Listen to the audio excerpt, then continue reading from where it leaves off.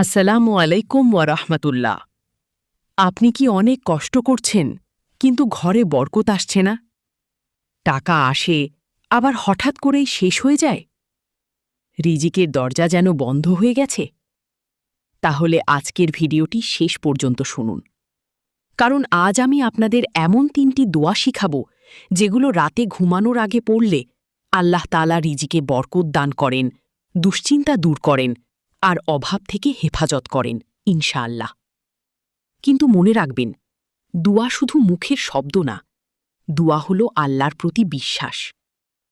আজকের গল্পে আমরা দেখব কিভাবে একজন দরিদ্র মানুষ শুধু দুয়া আর আল্লাহর উপর ভরসার কারণে জীবনে অবিশ্বাস্য পরিবর্তন দেখেছিল। চট্টগ্রামের একটি ছোট এলাকায় থাকত রফিক নামের একজন মানুষ। সে দিনমজুরের কাজ করত। সারা দিন রোদে পুড়ে কাজ করেও ঠিকমতো সংসার চালাতে পারত না।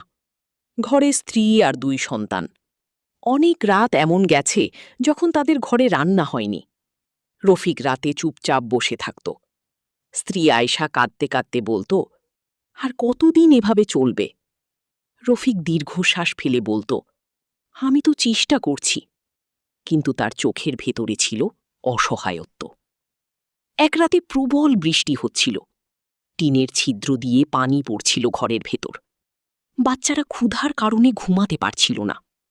রফিক অন্ধকারে বসেছিল। তার মনে হচ্ছিল জীবনটা বুঝি শেষ হয়ে গেছে।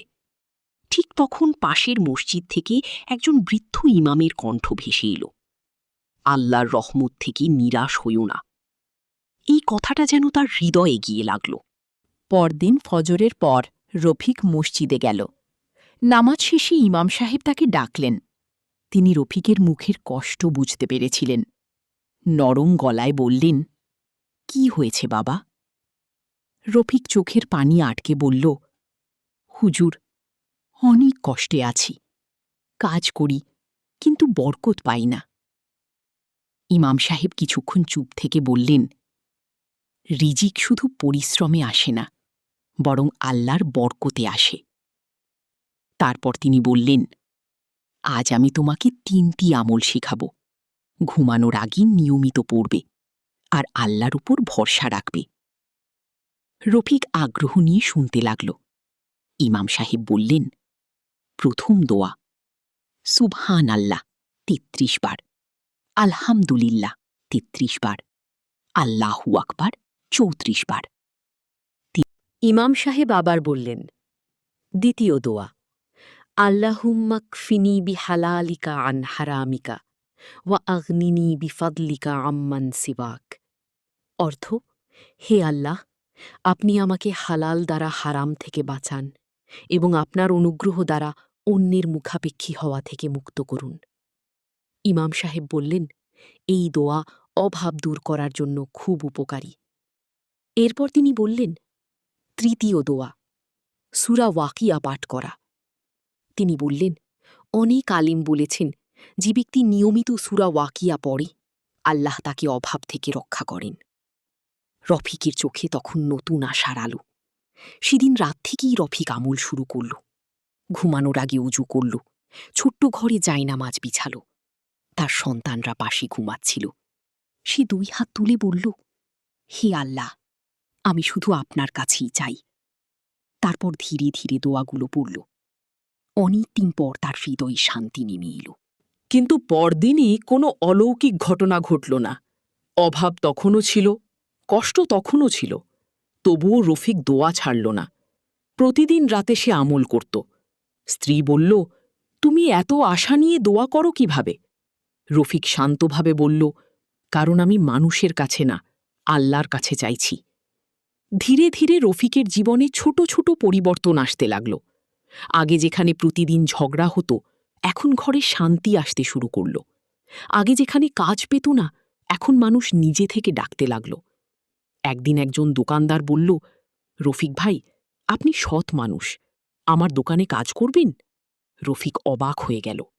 নতুন কাজ শুরু হলো। বেতন খুব বেশি না হলেও অদ্ভুতভাবে সংসারে বরকত আসতে লাগল। আগে যে টাকা একদিনেই শেষ হয়ে যেত, এখন সেই টাকায় পুরো সপ্তাহ চলত। স্ত্রী অবাক হয়ে বলল, এমন হচ্ছে কিভাবে? রফিক মুচকি হেসে বলল, বরকত, এটা শুধু আল্লাহ দেন। একসময় যে মানুষগুলো তাকে তুচ্ছ করত, তারা এখন সম্মান করতে লাগল। কারণ রফিক বদলে গিয়েছিল। সে এখন বেশি নামাজ পড়ে, মিথ্যা বলে না, হারাম থেকে বাঁচে। একদিন ইমাম সাহেব বললেন, দেখেছ, দোয়া শুধু টাকা দেয় না, মানুষকেও বদলে দেয়। একদিন হঠাৎ রফিকের সন্তান অসুস্থ হয়ে গেল। ডাক্তার বলল অনেক টাকা লাগবে। পুরনো রফিক হয়তো ভেঙে পড়ত, কিন্তু এবার সে রাতের অন্ধকারে সিজদায় পড়ে বলল, হে আল্লাহ, আপনি তো সবকিছুর মালিক।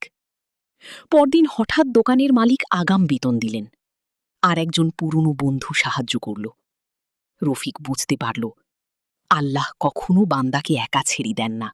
কয়েক মাস পর রফিকের জীবন অনেক বদলে গেল। তাদের ঘরে এখন খাবার আছে, শান্তি আছে, কিন্তু সবচেয়ে বড় পরিবর্তন ছিল তার হৃদয়ে। সে এখন বুঝে গেছে, আসল ধন শুধু টাকা না, আসল ধন হল আল্লাহর সন্তুষ্টি। প্রিয় ভাই ও বোনেরা, আমরা অনেক সময় শুধু টাকার জন্য দোয়া করি, কিন্তু ভুলে যাই, রিজিক শুধু টাকা না, শান্তি একটা রিজিক, সুস্থতা একটা রিজিক, ভালো পরিবার একটা রিজিক। আর আল্লাহ যখন বরকত দেন, তখন অল্প জিনিসেও। ভিডিওটি ভালো লাগলে অবশ্যই লাইক দিন, শেয়ার করুন এবং ইসলামিক ভিডিও পেতে রাফিয়া অফিসিয়াল চ্যানেলটি সাবস্ক্রাইব করুন। আল্লাহ আমাদের সবাইকে হালাল রিজিক ও বরকত দান করুন। আমিন। আসসালামু আলাইকুম। আসসালামু আলাইকুম ওয়া রাহমাতুল্লাহ। আপনি কি অনেক কষ্ট করছেন, কিন্তু ঘরে বরকত আসছে না? টাকা আসে, আবার হঠাৎ করেই শেষ হয়ে যায়। রিজিকের দরজা যেন বন্ধ হয়ে গেছে? তাহলে আজকের ভিডিওটি শেষ পর্যন্ত শুনুন, কারণ আজ আমি আপনাদের এমন 3টি দোয়া শিখাব, যেগুলো রাতে ঘুমানোর আগে পড়লে আল্লাহ তাআলা রিজিকে বরকত দান করেন, দুশ্চিন্তা দূর করেন, আর অভাব থেকে হেফাজত করেন ইনশাআল্লাহ। কিন্তু মনে রাখবেন, দোয়া শুধু মুখের শব্দ না, দোয়া হলো আল্লাহর প্রতি বিশ্বাস। আজকের গল্পে আমরা দেখব কিভাবে একজন দরিদ্র মানুষ শুধু দোয়া আর আল্লাহর উপর ভরসার কারণে জীবনে অবিশ্বাস্য পরিবর্তন দেখেছিল।